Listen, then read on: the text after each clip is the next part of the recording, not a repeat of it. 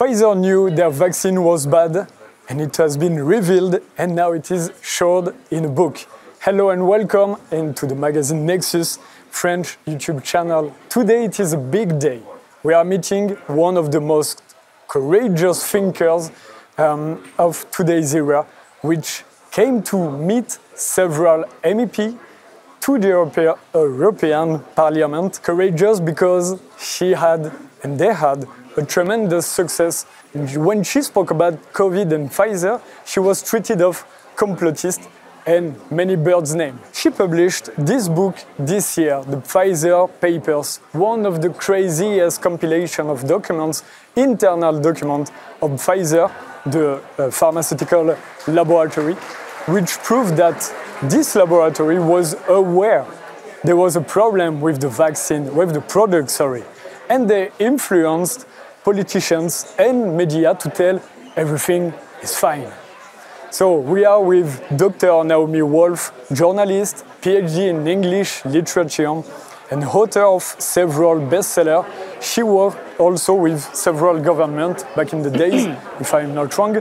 And we are also with German MEP, re-elected in 2024 from the group Europe of Sovereign Nation, sorry for my English, Christine Anderson, the first MEP back in 2021 to raise her voice, to give the alert about what was happening about the COVID in this period. First question, are we governed by political party or these parties are influenced by the pharmaceutical industry? Well, I think that the answer is baked into the question, right? I mean, thank you, first of all, for having me, and thank you to MEP Anderson, above all, for making this, I think, actually quite historic event take place.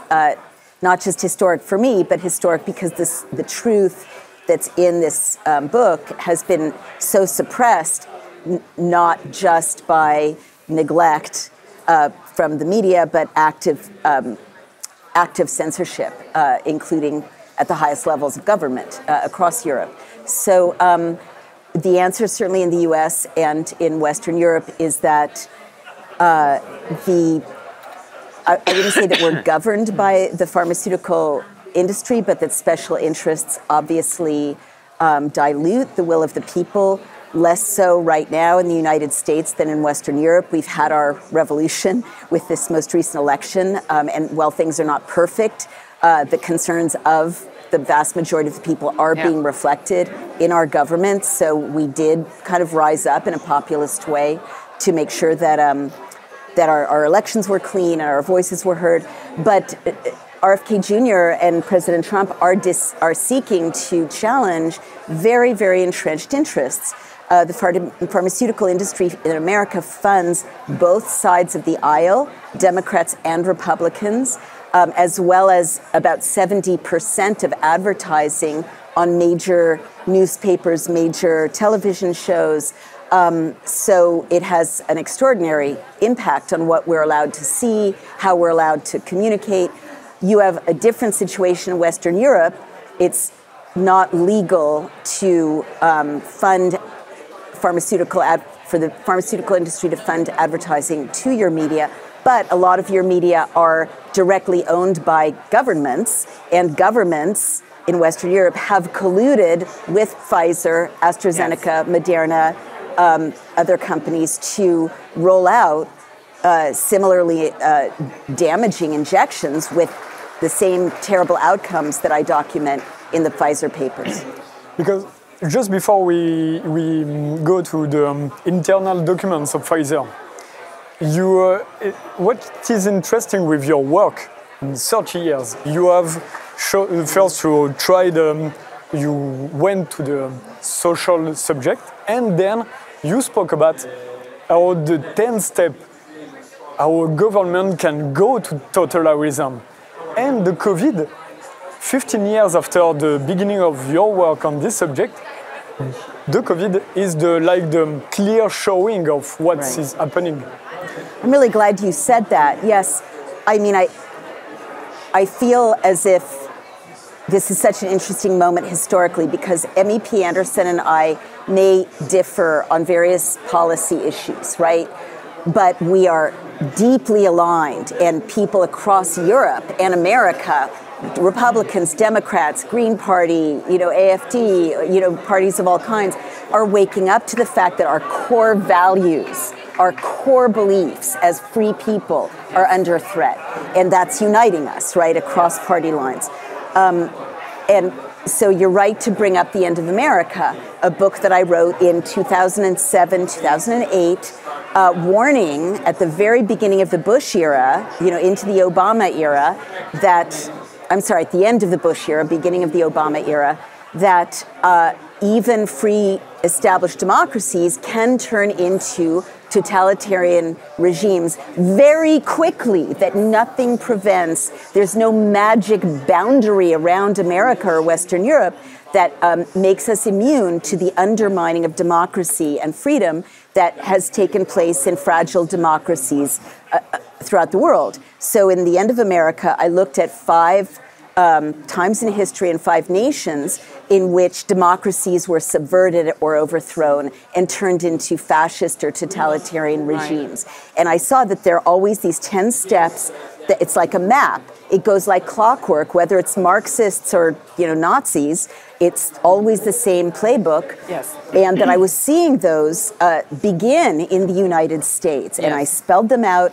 And sure enough, the last 15 years, we have ticked right through. Create a mass emergency, whether it's real or hyped. Create a surveillance state. Create areas outside the rule of law. Turn criticism into a criminal offense. Turn dissent into treason or incitement. And on until you get to step 10, which is martial law or the suspension of the rule of law. And with emergency law, which now, there is a little noise. No, noise is fine. I'm just always a little concerned about personal safety in public places. Oh, but yeah. moving right along, we're safe. All right. Yeah, we're safe. That's fine. Moving right along. When Europe declared emergency law, or even COVID restrictions, mandates, you can't leave your house. In Britain, you can't sit with more than 2 people in your garden. In Italy, you can't get on a train without a vaccine pass, right? Or in the United States, in New York, right? After Jim Crow laws, right? Which makes this illegal. As a vaccinated person, I couldn't walk into a restaurant and eat with my family. This is all violations of your constitution, my constitution, your human rights law, my human rights law, your Nuremberg Code, my Nuremberg Code. Totally illegal. And it's step 10, which is the suspension of the rule of law. Right. So that is actually very interesting what Naomi just touched upon.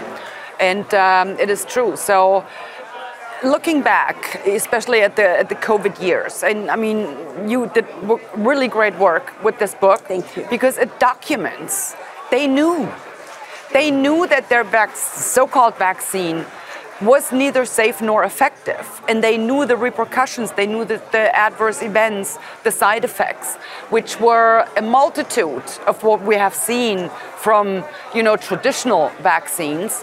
And yet they pushed it on people anyway, knowing fully well how much damage they could potentially cause in people, right? And if there is the number one lesson that we need to learn from these so-called COVID emergency whatever years, it is what you just touched upon. We need to be very alert, and we need to scrutinize our governments, because I would put it in a nutshell by saying, if you sleep in a democracy, you will have a very rude awakening in a tyranny. And that is exactly what you just alluded to. We need to really, what steps are they taking? What are they trying to achieve? And what are they actually achieving by doing so? And if people don't wisen up to really scrutinizing their governments, questioning everything they're doing, everything they're not doing, then yes, you will eventually wound up in a tyranny. And that we can't let that happen. I can't let that happen. And so we are going back to this just after, and you started to explain it. This book spoke about, so the Pfizer Papers were kind of released in 2022 following a court decision. Mm-hmm. But we saw that back in 2020, they knew, or it's not just side effect, it's SAE, you say, serious adverse event. Yes. You have this chapter 19, and it says it's in all the body. In the beginning, they told us it will be in the deltoid muscles. And you showed how it was in every cells, organs. All the organs, yeah. Yeah, you're both exactly right. There's no way these entities and these leaders can now say, oh, sorry, we were not aware of this damage, these side effects. And that matters. The reason you're right to stress it, and we're right to stress it here, is that it's a legal distinction. What is the nature of this crime? If you just create a bad intervention under emergency use authorization pressure in a crisis, well, and you really didn't know, you're not so criminally culpable, right? But if you knew by November 2020 that the vaccines didn't work to stop COVID, which they knew, and you knew by December, January, February of 2020, 2021, that you had to hide 8 dead bodies of people who were vaccinated, who died with COVID, in order to lie to the FDA and make the math work and say you're better off taking this vaccine to avoid serious hospitalization or death, when in fact the opposite was the case. Right. You're worse off, which we're now seeing with the data, by taking the vaccine. And you knew that it didn't stop transmission. And you knew by early 2021 that it was causing myocarditis in minors and healthy young adults, which the White House knew and covered up, which we've established through FOIA emails. And you knew by February of 2021, as we showed in these documents, these internal Pfizer documents, that there were 1,200 deaths, which are not random deaths, but doctors phoned in or reported to Pfizer following the injection, and also 52,000 serious adverse events in 3 months, right? And you knew about horrific damage to fertility, and you knew, as you just said, that it didn't stay in the deltoid, as we were told, but it biodistributed to the whole body, all the major organs, collecting in the brain, the adrenals, the liver, the spleen, and if you're a woman, in the ovaries. And you knew that it caused menstrual damage, and the side effects are not what you and our populations were being told: chills, fever, maybe fatigue. No, you knew these serious adverse events were catastrophic industrial scale strokes, hemorrhages, cardiac problems, also clotting problems of all kinds, thrombotic thrombocytopenia, immune disorders, neurological events like Guillain-Barré, epilepsy type events, dementias, and as well as death, right? You knew all of this, but again, by February of 2021 is when these documents end, right? For us, that's the tranche that we got. And then you go on to this day to push this on populations. That is a whole other category of criminality. And it's not just criminality, and I'm glad I'm here to say this, it's not just criminality by the private sector. It's a crime in which the collusion and the knowledge was your European health, the equivalent of Food and Drug Administration, the health European Medicines Agencies. It's your leaders. It's the people who stood in this building and told their populations that the version of this injection that your populations took was safe and effective, and continue to this day. People who mandated, people who coerced, people who lied, propagandized. All of this is a massive crime. The like of which we really haven't seen since my people were targeted with eradication in the Second World War. And back in 2007, it was one of your 10 steps. It was control the media. Yeah. If I can come back at that, I mean, what you just said, I totally agree with everything, right? But, I mean, there were so many lies, though. The very first lie was to tell people that we actually had a crisis. I mean, looking at COVID, right? It was no more dangerous than any old flu that, populations get hit with every single year in the winter season. Correct. So they made up this crisis. Oh, it's going to kill us all. That was, pretty much the rhetoric that was, in the beginning, we're all going to die. God help us, right? So they created this crisis, as you rightly pointed out. They literally made it up to then be able to push a solution, right? Which then was, the deadly shots, I want to call them. So, but the lies didn't stop there. On top of all of that, remember in the early beginnings, there were discussions about the origin of COVID, right? And it came from a lab. And they bent over backwards to suppress that information. I mean, Facebook posts were taken down. Twitter posts were, deleted. They needed to suppress that information. And here we have a psychological mechanism. Because you need a crisis to get people to do what they don't want to do. But you need a crisis. You need a solution. But the only way that solution would work is if people would perceive it as a stroke of fate, where there is no culprit, right? So had there been established it was from a lab, then that would have been the culprit. And then they would have been angry at, the scientists not taking proper care of the hazardous material in that lab.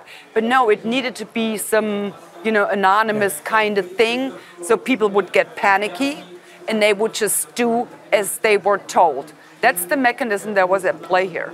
So, but it's lies after lie after lie. In France, they told us the hospital was saturated because of COVID. But they never say to the population, there is a goal in France, I don't know if it's the same in Germany, in America, there is a goal to be saturated, because if the hospital is not saturated, it should not have all these tools and everything. So to keep it was living. even worse than that. At least in Germany, the hospitals were paid to leave the capacities free. They were paid to not treat patients. Right. So on top of everything, what we're looking at, the damage from these jabs, we're looking at collateral damage. How many treatments were not received? How many people did not go to the hospital because they weren't allowed to because this COVID crisis hit, right? So they might have had cancer, but it wasn't recognized early enough. So all of these treatments that were withheld, we need to add that to the damage. Not only what was caused by the jabs. So it's an enormous amount of damage was done. I'm sorry. Well, I just want to jump in to, add more validation to what MEP Anderson is saying from an American perspective. The lies were so extraordinarily well orchestrated and comprehensive. Just to add to what she's saying about, how serious is this? I mean, I'm in Europe. If you look back at 400 years of European letters and memoirs and newspapers, waves of infectious disease came and went. And the same is true of the United States. Yellow fever, typhus, cholera, polio. Like humans, sustain waves of infectious disease. But COVID, compared with any of those, was really insignificant. But to make it appear more significant, in the US, the CDC stopped tracking the flu and created a new category called pneumonia, influenza, and COVID, PIC, and moved all the flu deaths, which were like 70,000 flu deaths in 2017, into that category.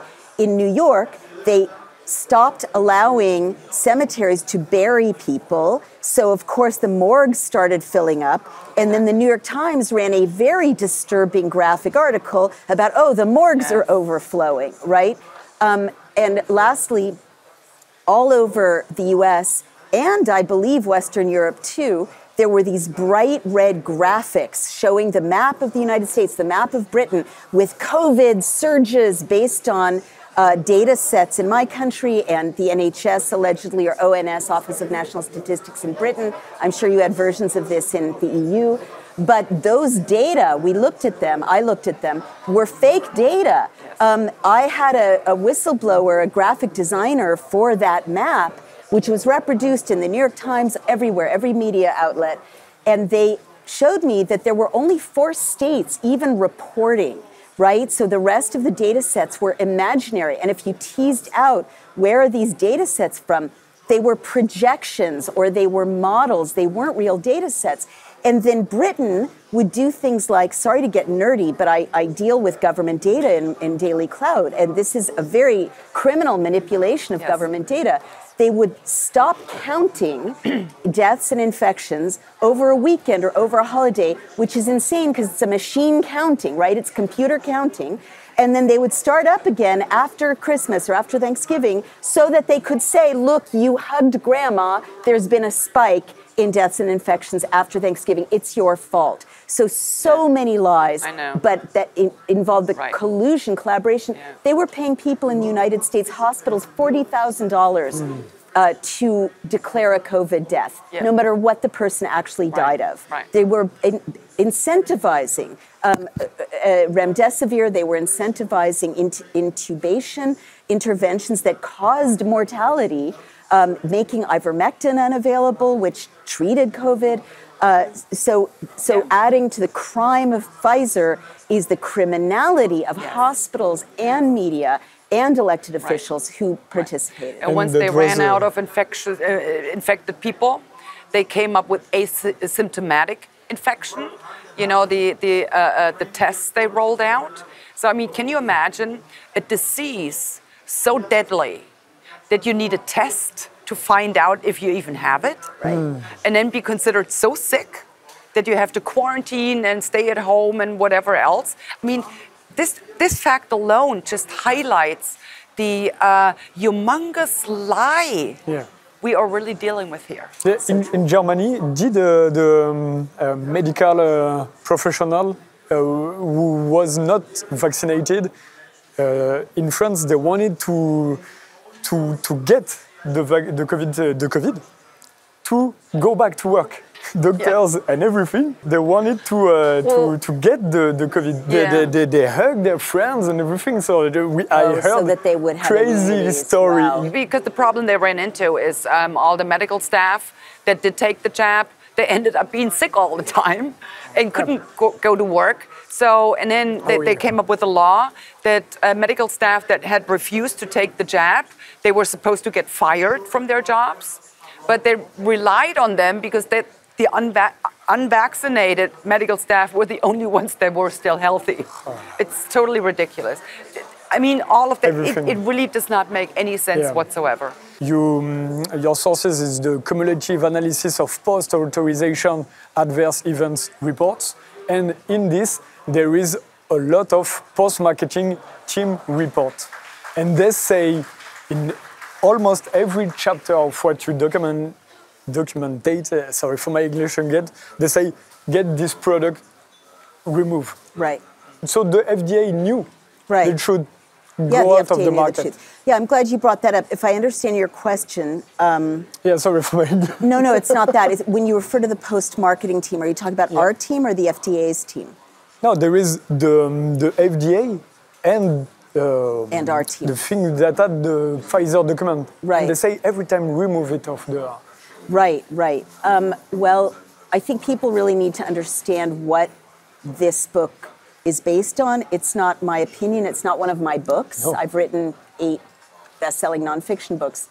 They're my opinion. This is not my opinion. This is based on 450,000 documents that a judge forced the FDA, Food and Drug Administration, to release after a successful lawsuit by lawyer Aaron Siri, which I think you mentioned.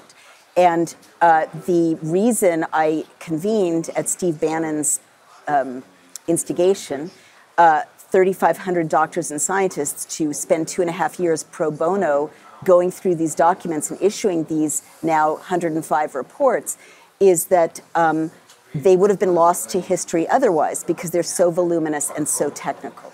So we owe a great debt as humanity to these 3,500 doctors and scientists, as well as to MEP Anderson, who's bringing them to Europe. I'm bringing the information to Europe. The FDA knew everything because the process of the emergency use authorization is that all these documents showing everything you just described, the adverse events, the deaths, the damage to babies, the biodistribution, showing that it was unfit to put in the bodies of humans, went to the FDA. And in no way is the evidence showing that it's safe and effective. So if the FDA was working in a normal way, it would have had to say, you can't possibly roll this out, or you have to pull it off the market.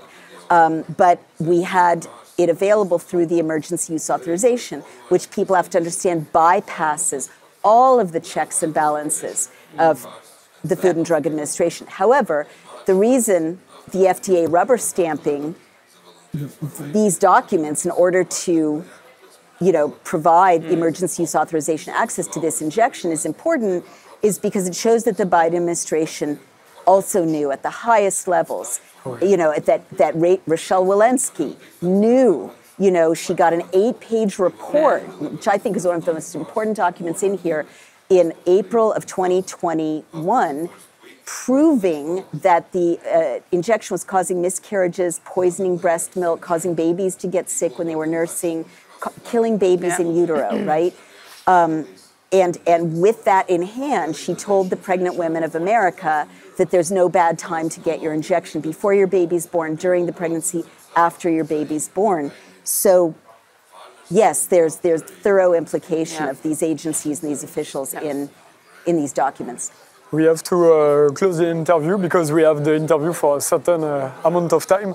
Just in 1 minute, for both of you, a really important question is you are a figure of courage to continue to push this battle of intellectual battle to the truth. So how do you want to inspire people, courageous authors, journalists, MEPs, and everything to pursue the